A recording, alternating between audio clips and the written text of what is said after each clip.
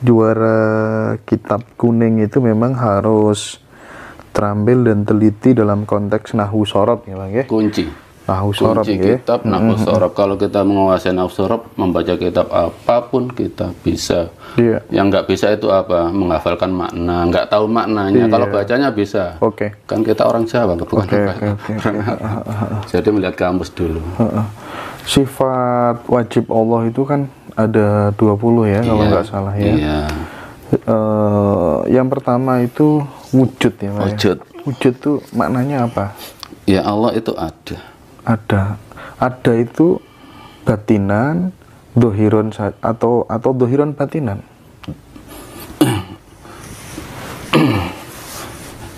Kalau saya meyakini Allah itu ada, Allah itu selalu ada dalam takdir saya. Saya kembalikan ke Allah. Jadi saya tidak memprediksi itu turun apa batinan. Saya sadar yang memberikan gerak tubuh saya itu Allah, hanya itu. Ada ya Mbak ya? Ada. Di dalam takbir ada kata Allahu Akbar, Allah Maha Besar. Besarnya seberapa kira-kira Mbak kalau kita pengen tahu? Bukannya besar gitu, bukan. Tapi besar itu takbir, takabur itu Allah itu berhak mempunyai sifat sombong gitu. Sifat sombong hanya dimiliki Allah. Kalau manusia sombong itu berarti manusia yang mengaku Allah. Gitu aja dalam sifatnya. Oh, Allah memiliki sifat sombong ya. Sifat sombong. Oke, di dalam Asmaul Husna kalau tidak salah ini Mbah, saya dengar-dengar aja ini katanya Allah itu maha memberi petunjuk, Al-Hadi ya kalau nggak salah ya. Iya. Al-Hadi atau Al-Muhtadi? Al-Huda. Al-Huda. Al-Huda ya. Di sisi lain, Al-Hadi ada, Al-Huda ada. Allah itu juga maha menyesatkan. Kata menyesatkan dan kata memberikan petunjuk ini kan kontradiktif, ini kan berbeda, itu maknanya apa Mbak?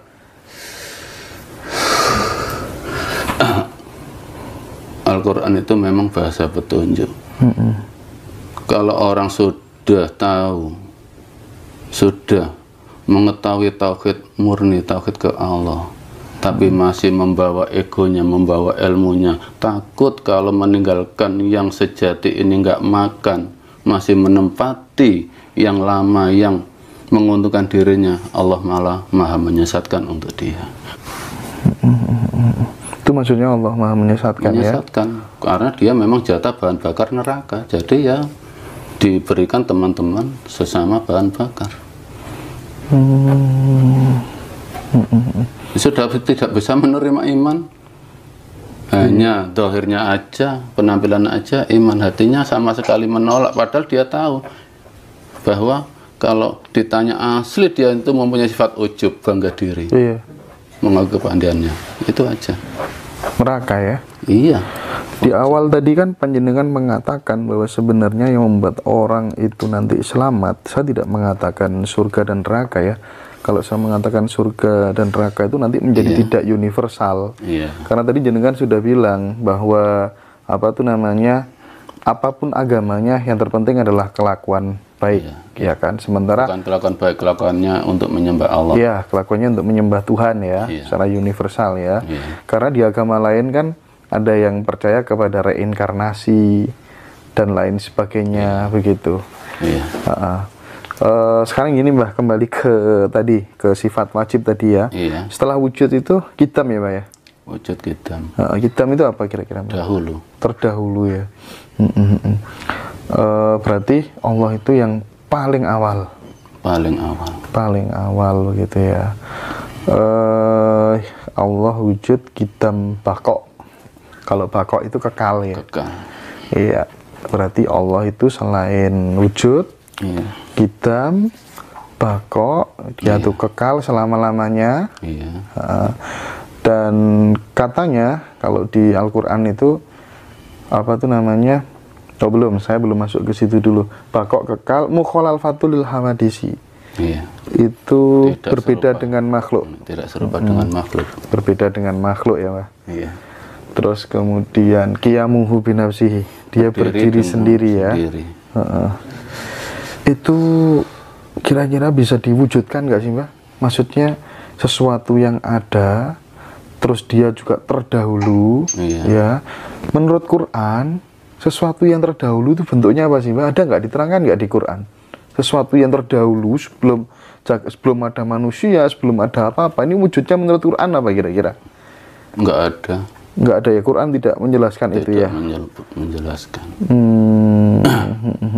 Al-Quran kalau sejarah itu diawali dengan ayat Allah. Kalau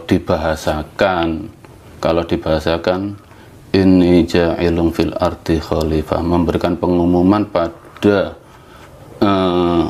iblis dan para malaikat, aku akan menciptakan khalifah di bumi. Itu mulai sejarahnya. Oke.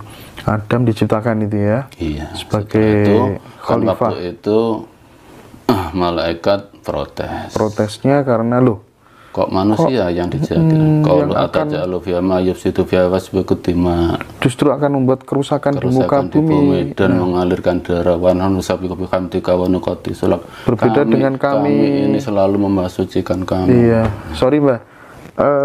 Ketika malaikat protes, ya kan? Iya. Malaikat protes. Iya.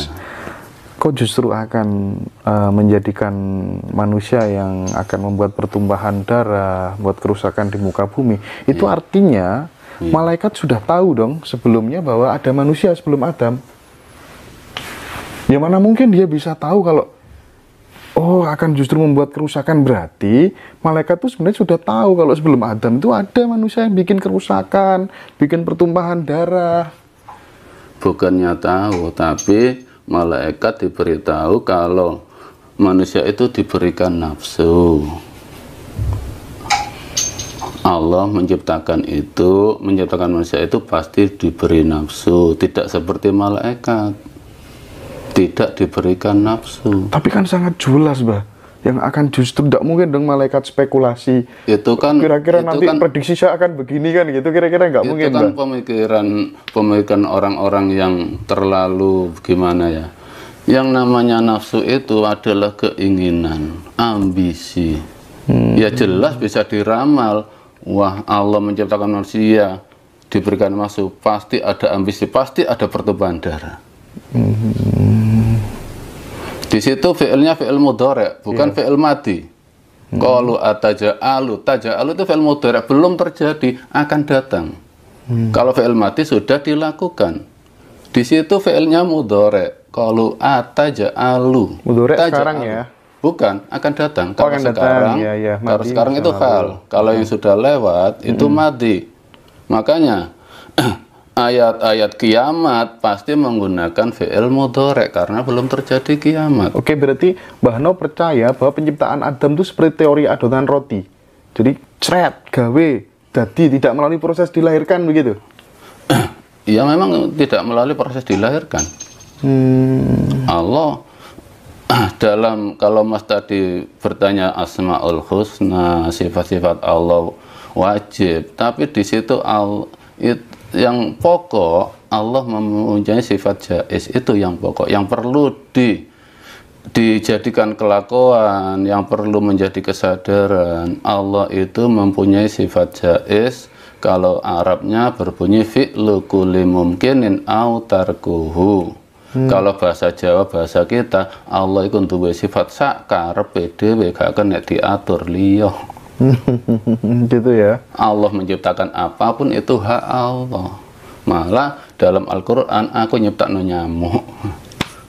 Innallaha takhsha ayat terima masalah ma ba'utatan fama fawqa. Sesungguhnya Allah tidak pernah malu menciptakan sejenis nyamuk. Wa ma fawqa, dan yang lebih besar. Iya. Karena saya tanya begini, karena pernah dengar bahwa sebelum Adam itu ada kehidupan namanya Abul Jan, Banul Jan, dan lain sebagainya. Iya, memang Banul Jan. Yang menjadi khalifah waktu itu namanya Ajazil. Memang ada Banul Jan. Itu sejenis apa? Abul Jan, Banul Jan itu? Memang dia itu dari jin, tapi iman. Ajazil itu tegas. Jadi siapapun umatnya yang nggak iman, bunuh. Ajazil. Cuma sudah iman, diciptakan dari api, Adam dari tanah, merasa dia lebih baik, penciptaannya hanya itu aja. Iblis nggak mau sujud Nabi Adam karena memandang figur penciptaan, tidak memandang Allah. Iblis itu karepe dewe apa karepe Allah kira-kira waktu itu, Mbah? Ya, semua adalah perjalanan takdir, tapi di situ dia itu memang merasa orang sombong, orang ingkar itu memang karakternya dia kemauan dia. Lah ya, kesombongannya iblis itu desainnya Tuhan atau memang murni dari iblis sendiri? Iblis memang diberikan sifat sombong, sifat nafsu. Nah, kelebihannya itu ini tidak sadar, tidak untuk apapun. Misalnya iblis manusia, apapun yang diberikan Allah itu tidak untuk menjauh dari Allah, tapi untuk mendekat. Di saat menerima kehendak Allah, ternyata untuk menjauh Allah, baru Allah melaknat mereka. Manusia pun begitu. Kalau tidak mau mengikuti kehendak Allah, ya mereka dilaknat. Mereka sama dengan iblis karena mereka sudah terpengaruh iblis. Kalau misalnya saya bilang nih, iblis adalah makhluk Tuhan yang paling mulia begitu, jenengan nggak sepakat berarti? Nggak sepakat, karena Al-Quran dalam surat At-Tin kan itu watini wa zaituni wa tur wa talbalan wa ma khalaqnal insana fi ahsani taqwim. Jadi manusia Allah itu Allah menciptakan manusia dalam ahsanul taqwim, bagus-bagusnya penciptaan. Karena bagi saya iblis itu bukan levelnya Allah gitu, Mbah. Jadi iblis begitu itu karena skenarionya Tuhan. Dia makhluk baik-baik, kon tak dadek kayak ngene iblis. Jadi logika saya pakai begitu kira-kira, Mbah. Gimana, Mbah? Iblis sama jin kan sama. Mereka ada yang iman karena wa ma khalaqtul jinna wal insa illa liya'budun. Jin pun ada yang iman sama dengan manusia. Kalau untuk manusia yang tidak iman sebutnya kafir, kalau untuk bahasa jin yang tidak iman sebutnya iblis. Hanya gitu aja. Berarti iblis menggoda manusia itu karepnya iblis atau karepnya Tuhan kira-kira, Mbah? Karena iblis. Bukan karepnya Tuhan, bukan skenario Tuhan. Maunya iblis direstui, diridhoi oleh Allah. Berarti dia diridhoi ya? Diridhoi. Bukan Tuhan merestui begitu ya? Merestui sama meridhoi sama aja, Mas. Oh enggak, maksud saya gini. Mengizinkan. Bukan Tuhan yang apa tuh namanya, memang sengaja kowe tak totong ini, Bril. Apa blis? Nek gak ngene donya iki ora ono cerita, bukan begitu kira-kira, Mbak? Bukan.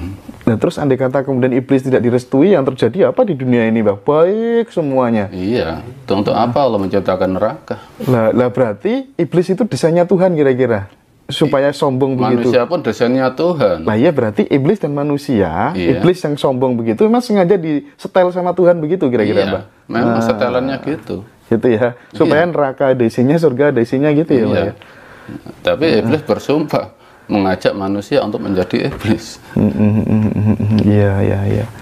Jadi kalau begitu kan jelas iblis bukan tandingannya Tuhan gitu loh, Mbak, maksudnya. Bukan. Lah iya. Bukan. Nggak ada tanding. Oke, luar biasa diskusi kita. Mbah, orang kalau yang saya temui itu, Mbah, saya pengennya tuh ketemu orang-orang yang benar-benar tulus ketika dimintai tolong, begitu tidak. Ya yang namanya orang terbutuh, yang lain namanya hidup untuk uang dan lain sebagainya. Tapi apakah kemudian Mbah Nur ini termasuk orang yang menarget harus sekian, kalau nggak sekian nggak mau gitu? Kalau kelas saya selama ini seikhlasnya. Oh gitu ya. Bekam, aku puntur seikhlasnya. Tanya semua yang saya tangani. Tolong tanya siapa yang pernah saya target. Kecuali kalau memang sakitnya parah, butuh herbal, butuh jarum banyak. Iya. Perbandingan dengan rumah sakit kita ambil hanya separuh atau seperempatnya. Tapi kita bertanggung jawab kalau sembuh. Jadi misalnya ada orang stroke parah, 15 juta sampai sembuh. Bayar kalau sudah sembuh. Kalau nggak sembuh nggak usah bayar gitu. Jadi ada bukti sembuh. Iya. Kalau gitu. Ya kita butuh DP lah untuk bensin. Iya. Biasanya itu teman-teman langsung datang ke rumah atau di tempat praktek gitu ya, Pak?